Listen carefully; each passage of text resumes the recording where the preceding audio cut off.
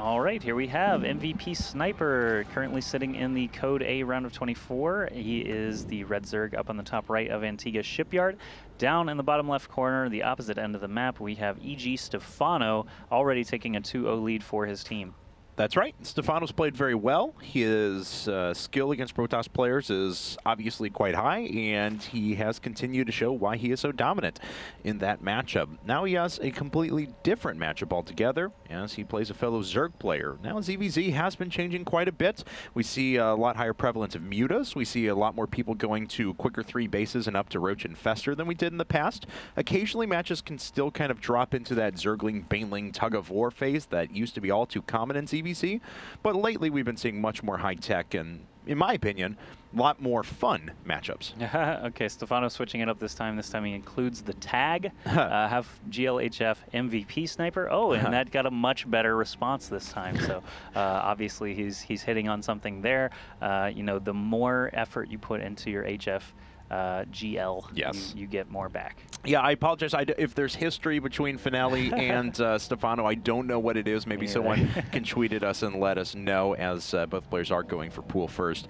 But yeah, because, you know, Stefano usually does throw the exclamation mark at the end of all of his GLHFs. He threw out GLHF, then forgot the Finale, then put out Finale with a period afterwards. So BM. Man. It's like it's basically like he forgot his name and had to like think about it. He's like, what was your name again? Oh yeah, let me look at the opponent here. Okay, oh, it's Finale. Oh hey, GLHF dude, whoever you are. Okay. Yeah, okay.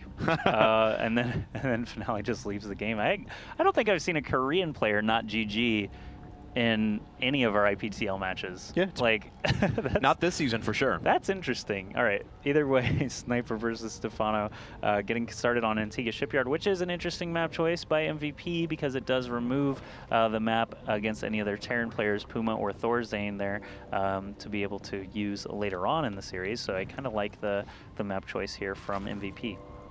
Well, both players are about mirroring their builds. One supply later for the first gas from Stefano, so it will be a little bit quicker gas, a little bit quicker Zergling speed for Sniper, but really not much between these guys that's all that different. Yep, as we continue on, we see normal Zerg things, queens and drones and hatches, and not a whole lot else. We do have some gas getting gathered for Stefano finally, catching up a little bit to Sniper, and basically after the other hatch is done, we can see how their tech will diverge. Usually it won't diverge that much. They'll make Baneling nests and then Roach Warrens and then layers, and it'll just be a delight for everyone. Yay! A delight! That's the kind of match I was hoping for. Yay. All right. Sniper, though, actually, he's not as far ahead in gas as I would have thought, because he actually did kind of a clever thing where he produces extractor, and rather than switching drones into it, he started rallying all of his completed drones into the extractor, so they picked up a little bit slower, and as you can see, Zergling speed just 10 seconds apart. All right, both players still very, very close. More drones for Stefano. 2 Lings headed out now from Sniper to come check out the situation at Stefano's side of the map. He'll find probably nothing out of the ordinary. There's the first Baneling nest coming up for our players. Sniper's going to be ahead just a little bit, so maybe these first couple of scouting Lings will just be agents of Baneling destruction. Now it looks like they are going to try and make their way in. They should get past the Queen. Actually, maybe not the second one, though, as he takes one more shot. No, he actually gets in and sees that really there's not a whole lot to see. No. But there is no second gas there. There's no hidden tech or anything like that. So Sniper does at least get the vision and the acknowledgement that nothing crazy is going on. His Baneling nest is going to be done here in just a moment as well. Stefano saw pretty normal timings, though, so he's not suspecting anything and consequently not sacrificing any Zerglings or sending in any big scouts. But he can't know for sure. I think that's an automaton corpse there. Very possible. Oh, I'm so sad as his brethren looks on. Here we have Evolution Chamber and a Spine Crawler coming up at the front. Stefano's been pretty good about placing his buildings, and he's closing off this spot a little bit more. And I definitely like that approach, just to force Lings or Banelings that would pop through into a tighter choke point. Yep, he's making a Ling funnel around that Spine Crawler, which he just put up there. Actually, is just now finishing. We've got a layer coming actually up for both sides, an Engineering Bay coming up for both sides, and Engineering Bay, Evolution Chamber just finished there for Stefano. He immediately starts doing the range upgrade, and Sniper hasn't invested anything into upgrades yet. No, he hasn't. And we'll see if he wants to put on a pressure here. He's not got that many lings out. He just wanted to duck in, see what was going on. The Roach Warren is just finishing up now for Sniper. He's gone up to a full 4 gas himself and maybe thinking about taking a third base. I'm not sure if Stefano has the same inclination or not. All right, with Sniper actually now starting range upgrades, I'm not sure exactly which route he's going to take, but Roach Speed is coming up as well. Once the lair is done, I'm sure we'll see Stefano getting Roach Speed, and oh, actually his Warren's not even done. Okay, so Sniper could change his composition a little bit sooner if he wants to. We may have some Baneling battles going on before we get to that point, and neither player actually getting Baneling Speed upgrade just yet. Okay, well, Sniper's now rolling through, and he picks off both Banelings there, and that's going to be the cue to try and check on this third base. He finds it and is trying to do a little damage to it, and he will be able to take out the Lings from Stefano, rush back, and possibly deny it. No, looks like the Lings are catching up now for Stefano, so he will be able to hold on there. He himself is moving into an infestation pit a lot faster than his opponent, which I believe has been picked up on, yes, by the Overseer. Okay, so Sniper's aware that the infestation pit is going to be done a lot sooner. He is actually trying to get these roaches out as quick as he can, perhaps to try and strike before Stefano's infestation pit is complete and before pathogen glands are ready to go. He is making quite a lot of roaches still, and Stefano is countering by building some roaches of his own, getting roach speed upgrade as well. And Sniper has a very narrow window to try and do something if he wants to. I think he is probably just going to save everything for base defense, though. And Stefano is moving into his tech, as you mentioned, a lot quicker, so that window is open, but Stefano's going to close that pretty soon, as now Pathogen Glands is far enough along that he could start producing a couple of infestors, and they'll finish with that upgrade done in time. Okay, so roaches are just going to chase away those Lings, continue being reinforced in greater numbers. We still have 5 roaches at a time, and Stefano is still droning up heavily at that third base, so Sniper actually going to have quite a sizable army, quite a sizable supply lead with these huge numbers of roaches, but these infestors are going to pop out pretty close to the time that he needs them to be able to drop fungals immediately. This is very interesting, though, as the infestors are still 20 seconds away. They have not made their way up to the front quite yet, of course. Stefano trying to defend with what he can. There's only one spine crawler up. The Baneling's trying to soften up some of the roaches, but units are getting picked off one by one. Those infestors now popping out in 2, 1, done. Here they are. We'll see if they're enough to start turning the tide. That's a very large clumped group of roaches, and it is going to be fungled over and over again by Stefano. Will that be enough for him to turn the tide here, though? Yep, one more fungal would kill a lot of those roaches, but instead he launches some infested Terrans to try and finish off these roaches. Look at the roach speed there from both players, and Stefano reinforcing so close to home is certainly going to help, but Sniper still sending units across the field. You can see the supply lead is actually just going back and forth now as these players are just committing every single larva to more roaches, and the infestors I don't see any more, so these infested Terrans are going to be the last little advantage. There they are popping back up. 2 more infested Terrans, but Sniper is going to start going for the drones at the third base. More roaches popping out for Stefano all the time. We've got 8 more in production that will be popping out at each of these 3 bases. And Sniper has done a little bit of economic damage. He's killed 4 workers. He's denied some mining. Both players are about even on workers overall, and Sniper just continues to rally things across the map. Stefano still, oh wow, those are actually his only 2 infestors that are remaining after all of this, and he may very well lose this hatchery. It's very possible. There's only, actually there's a pretty large force of roaches still inside. I was going to say a handful, but it looks like 8 or 9 are still standing. 2 more infested Terrans going to try and stall as long as they can. Sniper still streaming more units down through the center of the map. Those roaches are not as fast as he would like them to be, though, because this follow-up is not going to be successful. The infested Terrans do help out quite a lot, and looks like Stefano will stabilize and keep his hatch alive.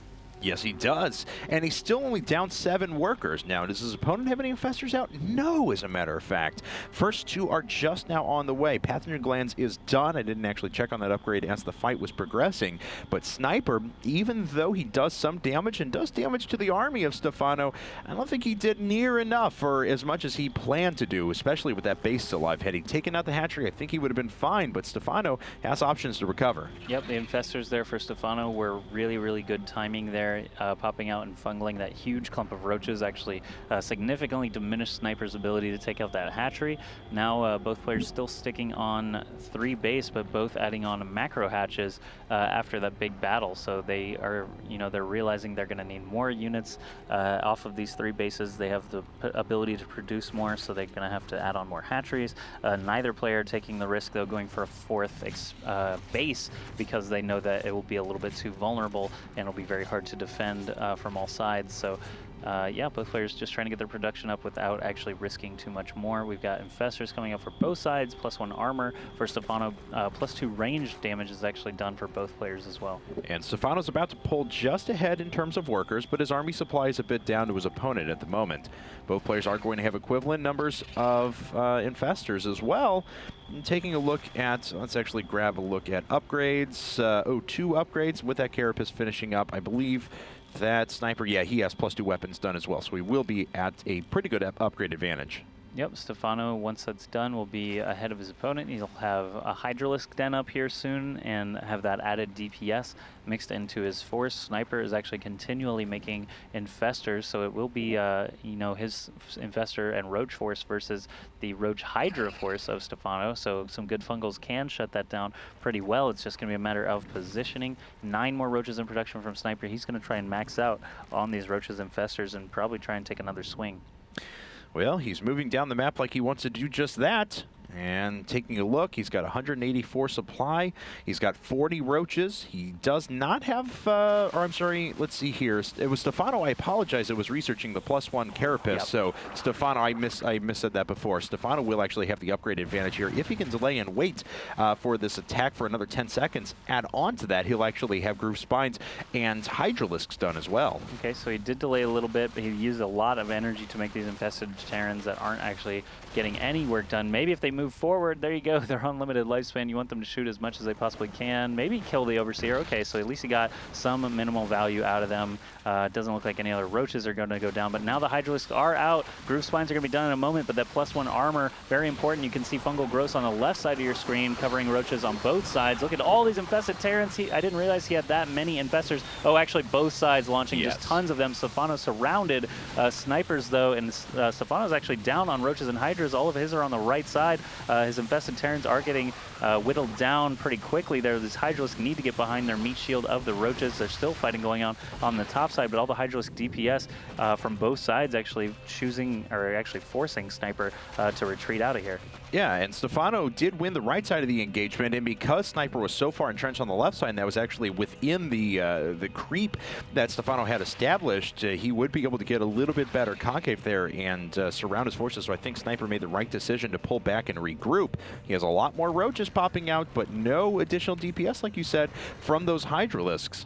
All right, yeah, if the infestors can get their energy back up quickly, as soon as they can, they'll have enough for more fungals, and the fungals are going to be the key. Did I just see a Sniper using Burrow to regenerate his roaches? There he goes. I don't know if Stefano's been doing the same. It looks like he still has some hurt ones scattered in, but he's got a large force here to be able to defend once again. We'll see how the energy is spent on both sides. It looks like fungal on Stefano's units, infested Terrans on Stefano's side, helping out, killing off these roaches. That +1 armor still showing to be very, very effective. The Hydralisks just chewing through these no armor upgrade roaches, and you can see the difference as the infestors have run out of energy for Sniper. A couple of fungals did help out, but Stefano has more forces standing at the end. That was terrible positioning from Sniper. He ran in there and was caught in this tiny little choke point. I'm just going to show this here real quick. He hit all of his forces right here. Stefano had wrapped around the entire side and brought in forces from the back too. He had a complete surround on everything Sniper had, and because the roaches are obviously so limited in range, the Hydralisks got around the back and continue to provide